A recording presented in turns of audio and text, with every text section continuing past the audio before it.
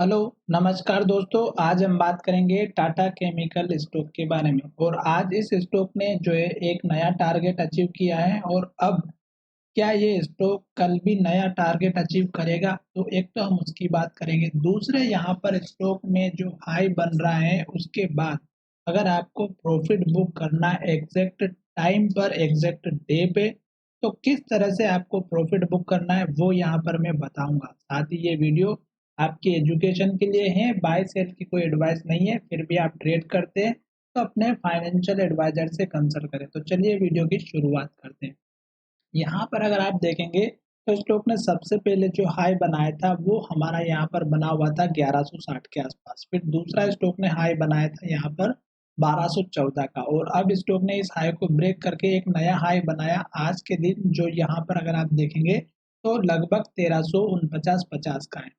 अब ये जो हाई बना है एक हम इसके बारे में भी डिस्कस करेंगे और कब आपको इसमें से एग्जैक्ट सेम डे प्रॉफिट लेके निकलना है उसकी भी हम यहाँ पर बात करेंगे। तो अभी आपको मैंने ये दो जो हाई लेवल बताए थे ये मैंने यहाँ पे मार्क कर दिए। उसके बाद अगर आप देखेंगे तो मैंने यहाँ पर जो पिछला हाई था इसको भी मार्क कर दिया है और उसके बाद मैंने यहाँ पर जो पुराने वाले हाई थे उसको भी मार्क किया है। तो आपको यहाँ पे पुराने वाले हाई मार्क करते हुए दिखाई दिए, यहाँ पर लो बना हुआ था, यहाँ पर हाई और यहाँ पर भी हाई बना था। फिर स्टॉक में यहाँ पर जो सपोर्ट बना हुआ था ये भी मैंने आपको मार्क करके दिखा दिया ताकि आपको पता चले कि जो पुराने हाई लेवल है वो हमारे लिए कितने इंपॉर्टेंट होते हैं सपोर्ट और रेजिस्टेंस के लिए। तो अब आपको एक चीज हमेशा ध्यान रखना है कि पुराने हाई और लो को बिल्कुल इग्नोर नहीं करना है और जब भी स्टॉक हमारे उन पुराने हाई लेवल के पास में आता है तो उस टाइम पे आपको एक कैंडलस्टिक चार्ट पैटर्न जरूर ध्यान में रखना है। जैसे कि अगर आप देखेंगे तो स्टॉक यहाँ पर आया इस पुराने हाई के पास और स्टॉक ने क्या किया, इन्वर्टेड हैमर कैंडल बनाए, लो का ब्रेकआउट हुआ, गिरावट आई। फिर स्टॉक हाई के पास आया और इन्वर्टेड हैमर बनाए, लो का ब्रेकआउट हुआ, गिरावट आई। यहाँ पर भी देखेंगे तो सेम सिचुएशन देखने को मिली। अब अगर आप यहाँ पर भी आगे भी पीछे भी देखेंगे तो सब जगह वही सेम सिचुएशन मिली और स्टॉक जो है यहाँ भी देखेंगे तो वही सेम सिचुएशन बनी और स्टॉक में गिरावट आई। गिरावट कहाँ तक आई, इस सपोर्ट लेवल तक, इस सपोर्ट लेवल तक। और यहाँ पर भी देखेंगे तो 3 से 4 बार स्टॉक ने सपोर्ट लिया। अब हमें यहाँ पे क्या करना चाहिए था दोस्तों, यहाँ पे अगर आप देखेंगे तो ये हाई बनने के बाद स्टॉक में गिरावट आई, ये लो बना, इस लो को तोड़ करके स्टॉक ने यहाँ पर सपोर्ट लिया था जो पिछला हमारा सपोर्ट बना हुआ था। एग्जैक्ट अगर आप देखेंगे तो 935 रुपए का लो था और यहाँ पर अगर आप देखेंगे तो 937 रुपए का और इसमें देखेंगे तो 933 रुपए का और इसमें देखेंगे तो 935 रुपए का। तो ये 935 रुपए के आसपास का एग्जैक्ट सपोर्ट था। तो स्टॉक ने 1, 2 और 3 बार सपोर्ट लिया।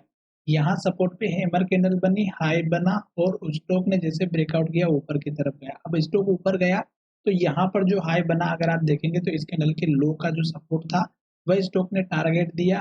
फिर स्टॉक में रेड कैंडल बनी और स्टॉक में गिरावट आई। अब ये जो गिरावट आई अगर आप देखेंगे तो हर एक दिन स्टॉक ने लो लो बनाया, रेड कैंडल बनाया, लो बनाया और बनाते बनाते फिर से स्टॉक सपोर्ट लेवल पे पहुंच गया।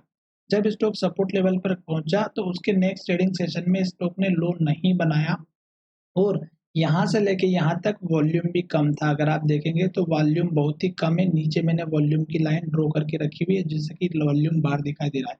फिर स्टॉक ने क्या किया, हाई को ब्रेकआउट करने के बाद एक ग्रीन कैंडल बनाई, हाई बनाया, फिर हाई बनाया, ग्रीन कैंडल बनाई, फिर हाई बनाया, ग्रीन कैंडल बनाई, फिर हाई बनाया, ग्रीन कैंडल बनाए और इस हाई को ब्रेकआउट करके यहाँ पर हाई बनाया और इस हाई को भी ब्रेकआउट करके एक नया हाई बनाया। यानी कि आज के दिन इस स्टॉक ने एक नया हाई बनाया, जो पुराना हाई था उसको भी ब्रेक कर दिया। पर अब ये कैंडल जो यहाँ पर बनी है ये अब आपको समझना बहुत जरूरी है ताकि आपको एग्जैक्ट प्रॉफिट मिले। एक दिन की कैंडल ग्रीन बनी, वॉल्यूम बढ़ गया, फिर दूसरे दिन की कैंडल बढ़ी, ग्रीन बनी, हाई के पास क्लोजिंग हुई, वॉल्यूम बढ़ गया, फिर तीसरे दिन की कैंडल बनी, ग्रीन कैंडल बनी, वॉल्यूम बढ़ गया, फिर चौथे दिन की कैंडल बढ़ी। अगर आप देखेंगे तो हर एक कैंडल जो है बड़ी बनती हुई नजर आई, वॉल्यूम भी बढ़ता हुआ नजर आया। तो इसका मतलब ये हुआ कि हर एक दिन वॉल्यूम डबल होता हुआ नजर आया और वहीं पर अगर आप देखेंगे स्टॉक की प्राइस भी डबल डबल होते हुए नजर आ रही है। तो जितनी बड़ी कैंडल बन रही उतना ही वॉल्यूम भी आ रहा है। तो यहाँ पर अभी तक की जो रैली देखने को मिली वो बहुत ही बढ़िया मिली और ये वॉल्यूम इंक्रीज होने के साथ साथ शेयर की प्राइस भी बढ़ती हुई नजर आई है। तो अब इसका मतलब ये हुआ कि आज के दिन जो वॉल्यूम हमें देखने को मिला ये सबसे ज्यादा है। स्टॉक ने जो क्लोजिंग दी है वो अगर आप देखेंगे तो 1315 रुपए के पास क्लोजिंग दी और स्टॉक ने हाई बनाया 1349 का। तो ये वॉल्यूम अगर सही है तो स्टॉक की प्राइस सही बढ़ी है। पर अब हम क्या करेंगे, स्टॉक की एक डिलीवरी चेकआउट कर लेते हैं। तो यहाँ पर देखिएगा मैं बीएससी की वेबसाइट पर आ चुका, आप कहीं पर भी जाकर के चेक कर लीजिएगा। अब मैं यहाँ पर बीएससी की वेबसाइट पे टाटा केमिकल का शेयर सर्च कर लेता हूँ, ठीक है, ताकि हम इस स्टॉक में जो डिलीवरी है वो क्या कह रही है, जो स्टॉक के लिए सबसे इम्पोर्टेंट होती है, टाटा केमिकल, ठीक है। तो यहाँ पर टाटा केमिकल का शेयर आ चुका है, जिसमें अगर आप देखेंगे तो ट्रेडिंग का जो परसेंटेज है यहाँ पर देखिएगा 12% की स्टॉक की डिलीवरी आई है, जो कि बहुत ही कम है। टोटल शेयर 36 लाख शेयर यहाँ पे ट्रेड किए गए, इसमें से 4.5 लाख शेयर की डिलीवरी ली गई। तो इसका मतलब ये है कि 12% स्टॉक की डिलीवरी, यानी कि कल के दिन इस स्टॉक में नेगेटिव डायरेक्शन देखने को मिल सकती है। उसका रीजन यहाँ पे क्या है कि स्टॉक का जो हाई है ये अभी 1349 का है। तो कल अगर ये लेवल ब्रेकआउट होता है और ग्रीन कैंडल बनती है तो ही हमें स्टॉक में बने रहना है। अदरवाइज स्टॉक अगर हाई को ब्रेकआउट नहीं करता है तो हमें निकल जाना है। किस तरह से, जैसे कि यहाँ पर देखिएगा, यहाँ पर हाई बना, हाई बना, हाई बना, और यहाँ पर देखिएगा इस कैंडल ने रेड कैंडल बनाई। क्लोजिंग जहां पर हुई थी वहीं से स्टॉक ने ओपनिंग की और वहीं से स्टॉक ने इस कैंडल के ग्रीन कैंडल के लो को ब्रेकआउट किया 1113 के लेवल को। तो अपना प्रॉफिट यहीं पे बुक कर लेना था।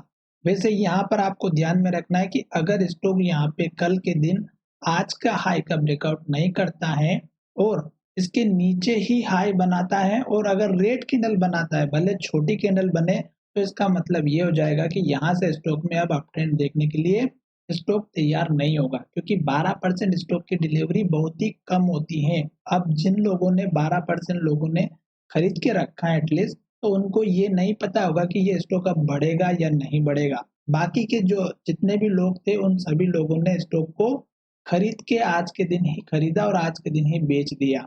तो 12% डिलीवरी बहुत ही कम होती है। अब हम चलते 15 मिनट के चार्ट पैटर्न में और जानेंगे इसके इंपोर्टेंट सपोर्ट और टारगेट फिर से। तो यहाँ पर देखिएगा एक जो सपोर्ट टारगेट अपना बना है 1216 रुपए का बना है और दूसरा यहाँ पर बना है जो मैंने आपको 1160 का बना के बताया, दो सपोर्ट लेवल है। और 15 मिनट के चार्ट पैटर्न में आपको क्या याद रखना कि अगर स्टॉक हमारा इस कैंडल के लो के नीचे जाता है जो कि 1296 रुपए का है, तो स्टॉक में गिरावट आएगी। उस केस में सपोर्ट लेवल आपका एक रहेगा यहाँ पर इस कैंडल के लो का 1260 रुपए का, और एक हमारा इसके बाद यहाँ पे मैंने बता दिया 1215 का। इन केस अगर स्टॉक यहाँ से ही ओपन होता है और इसके बाद स्टॉक ऊपर की तरफ जाता है तो इस कैंडल के हाई का ब्रेकआउट होने का वेट कीजिएगा। 1326 रुपए का जैसे ही हाई ब्रेकआउट होता है तो आपका जो टारगेट है 1349 का ये जरूर मिलेगा और इसको भी ब्रेकआउट करके एक नया टारगेट मिलेगा।